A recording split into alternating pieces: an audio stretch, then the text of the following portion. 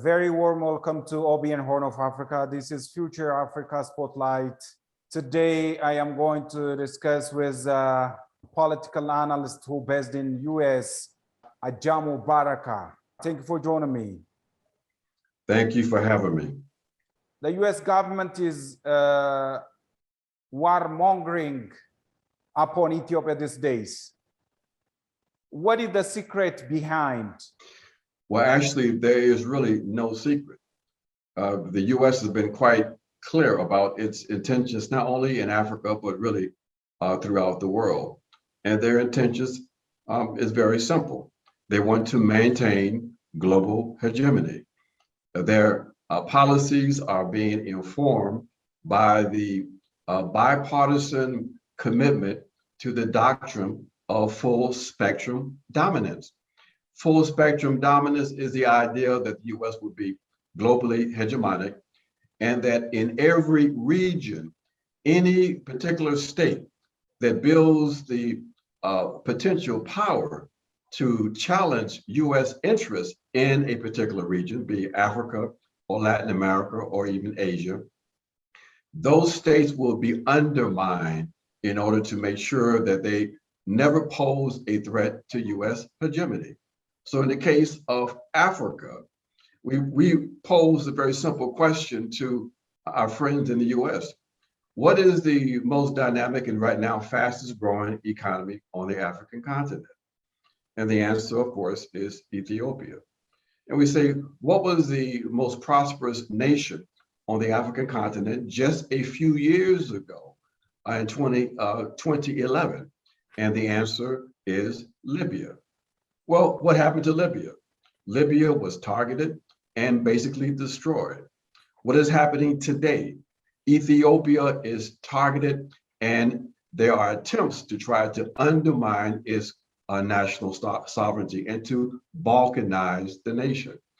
Who benefits from that? What interests benefit from that? Well, it's quite obvious. So what we see in the US is a sophisticated, orchestrated attempt to garner public support for the policies and objectives of the U.S. on the African continent, with Ethiopia now currently in the crosshairs of U.S. destabilization efforts.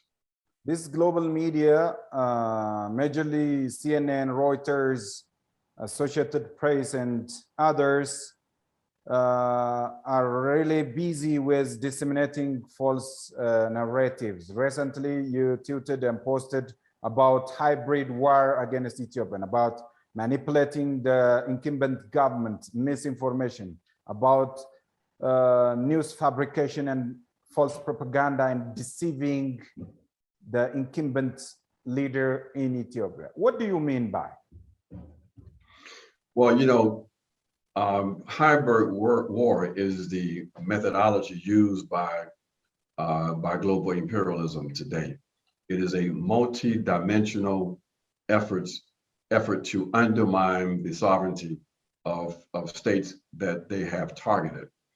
A central component of this hybrid war is the information war, the struggle around perceptions and the construction of perceptions. And so what we see with Ethiopia is that there is the creating the perception that the state is unstable, that the war that is taking place in the northern part of the country that was initiated not by the Ethiopian government, but by a regional entity, is in fact the responsibility of the Ethiopian government. And so they are galvanizing public opinion to support their objectives in that country. So this is part of the informational war that the private corporations that are supposed to be independent are in complete alignment with the political objectives of the US state.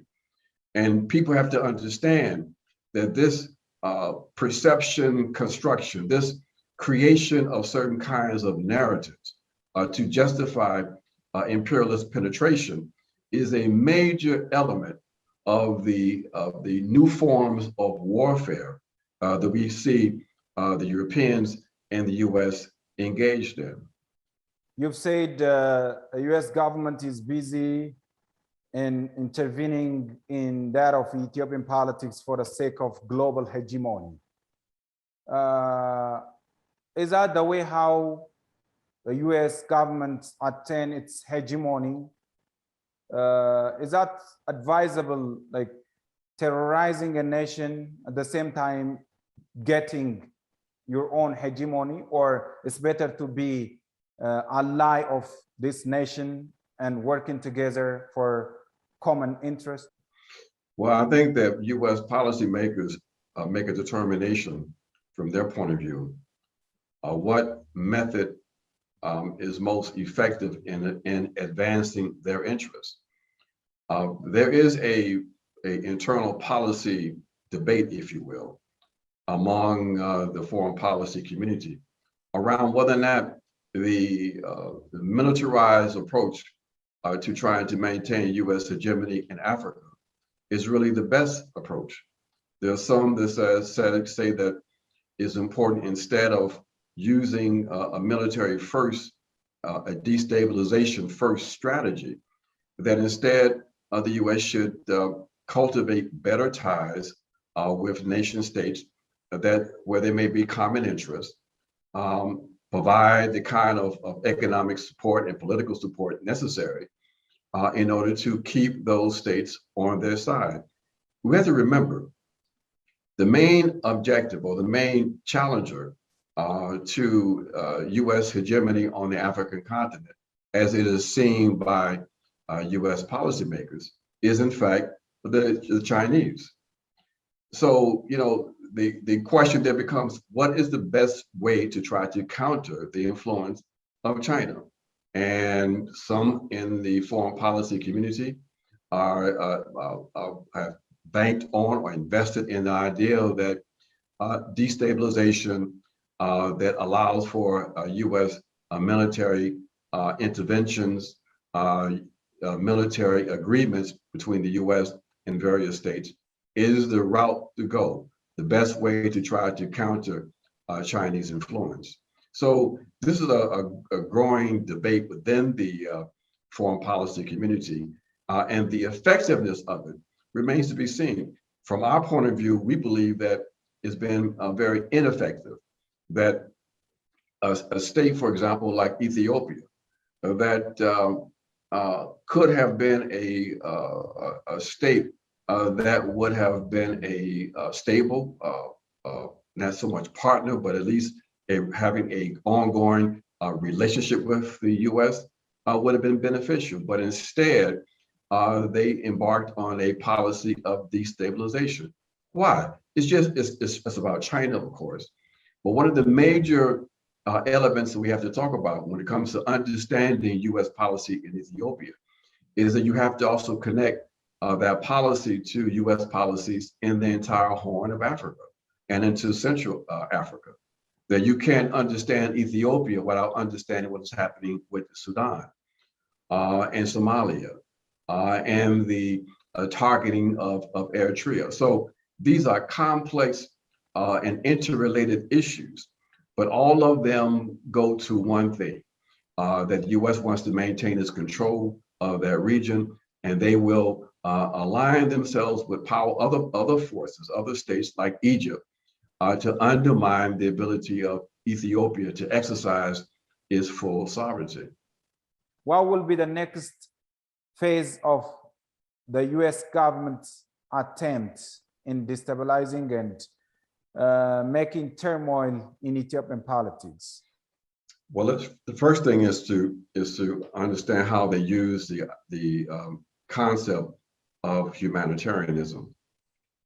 Humanitarianism has been used as a weapon. It first really emerged in the 1990s as a justification for U.S. intervention, supposedly to protect human rights. We saw that in the 90s with the attacks on Serbia.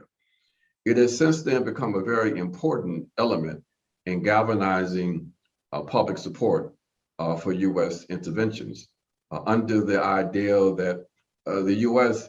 is uniquely qualified and has the responsibility to protect vulnerable people around the world.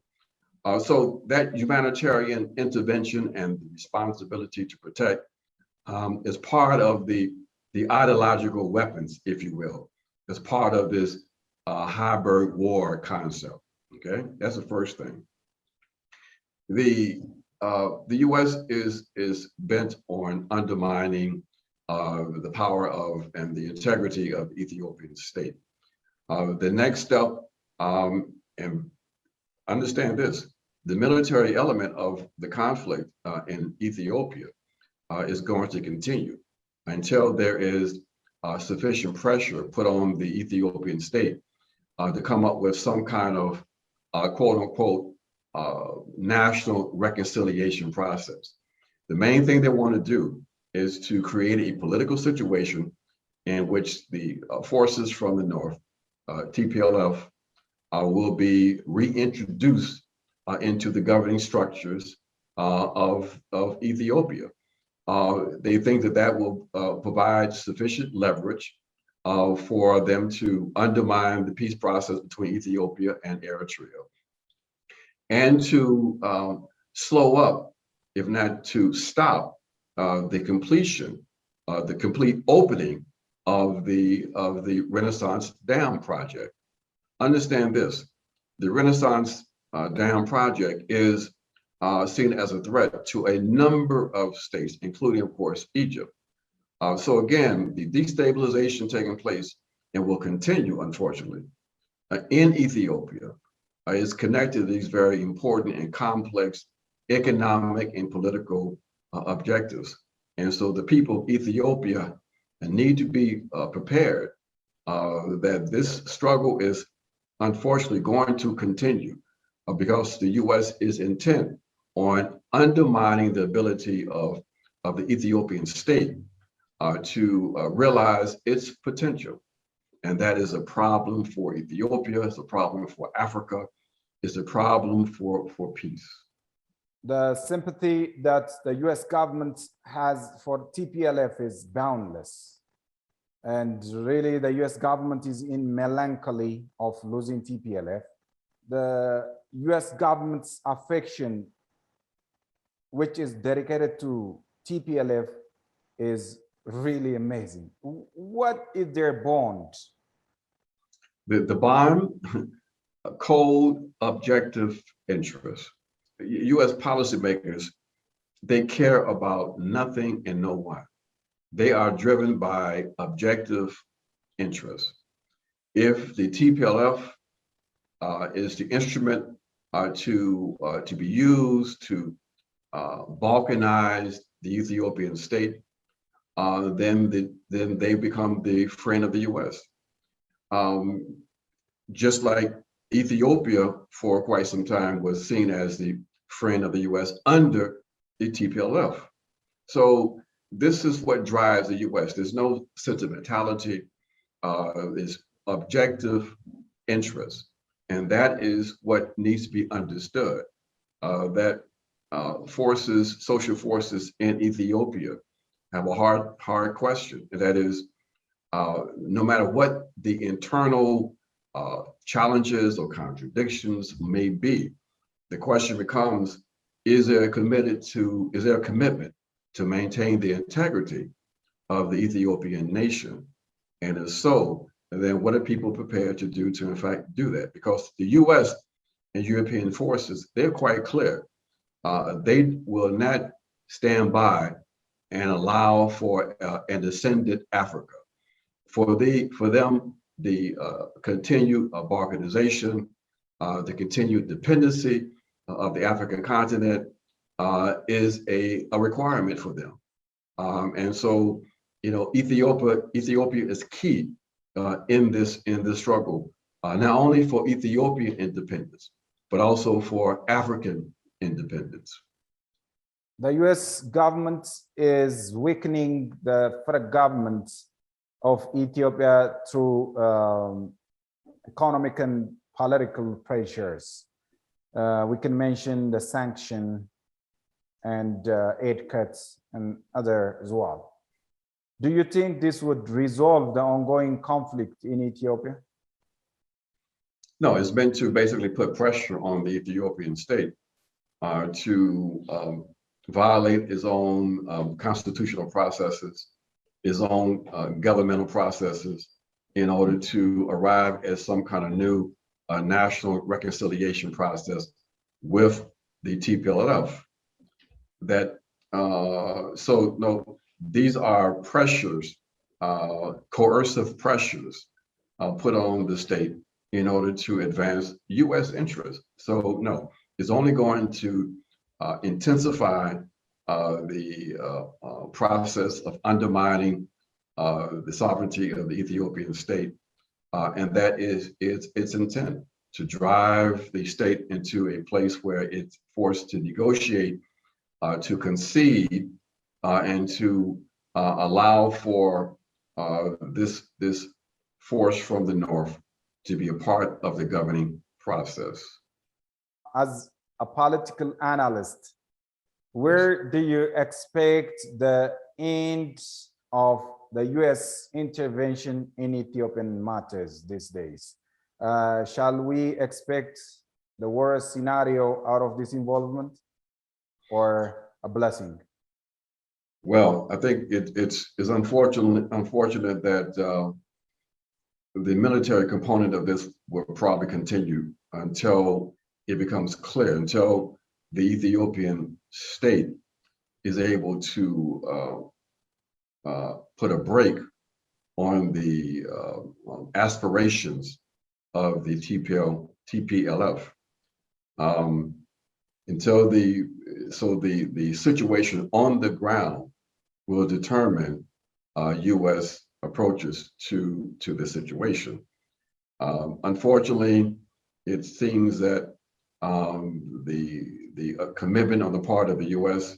is to use coercion and to allow for its proxy forces to undermine the state, to destroy a valuable infrastructure, and to engage in activities that violate objectively the human rights of the people of Ethiopia. So we have that factor. The other factor is this, that can influence what is happening in Ethiopia. That is a more aggressive and clear position on the part of anti-war and anti-imperialist forces outside of Ethiopia, in the US, in Western Europe. And that is the role that we are attempting to play with others, to bring attention to the situation, to expose what we see as the real objectives of the US in that part of the world, and to build a powerful movement in which we can then influence policymakers in the US to force the US to take positions that are respective of the human rights of the people of Ethiopia, the national sovereignty of the people of Ethiopia, and to put a brake on the aggressive militarized policies of the US, not only in the Horn of Africa, but throughout the African continent. The Black Alliance of Peace, we just finished a month-long campaign on the US Africa Command, or AFRICOM, demanding that the US withdraw its bases on the African continent and its military relationships, and to demilitarize the African continent. So we are attempting with others to address the situation politically, centering what we call a people-centered concept of human rights that calls for respect for self-determination and the collective rights of all people. So that's the other element that has to be developed. That's not just about what happens on the ground in Ethiopia, as important as that is, but also how we can begin to move public opinion in a direction that would demand a peaceful resolution of the conflict in Ethiopia. What would be the stand of the UN Security Council if the US troop engaged in Ethiopian conflict? Unfortunately, what that means is that the US would engage in another rogue state operation. interventions into various nations on the part of any state is a violation of the United Nations Charter, a violation of international law. But we have seen that the U.S. has not allowed that to prevent them from illegal interventions, from destabilization campaigns. So that is a possibility. We don't believe that of course, the U.S. Security Council will probably oppose, because there you have the veto process there. But this is where the role of the African Union comes back in. There can be no solution to the situation in Ethiopia, and certainly no introduction of foreign military forces in Ethiopia without the role of the African Union being considered. And so any introduction of troops by the U.S. Under NATO or the participation of NATO must be and will be rejected.